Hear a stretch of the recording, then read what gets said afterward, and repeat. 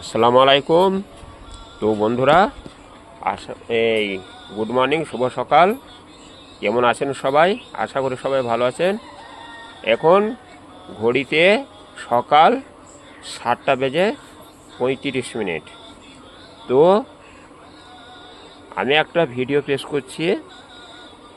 তো ভিডিওটি ভালো লাগলে লাইক শেয়ার কমেন্ট করতে ভুলবেন না প্লিজ, দয়া করে। তো একটা ভিডিও যে আজকে আরবির রবিউল আউয়াল মাসের 29 তারিখ আর ইংরেজির সেপ্টেম্বর মাসের 22 তারিখ আর বাংলার আশ্বিন মাসের 5 তারিখ আজকে। আর আজকে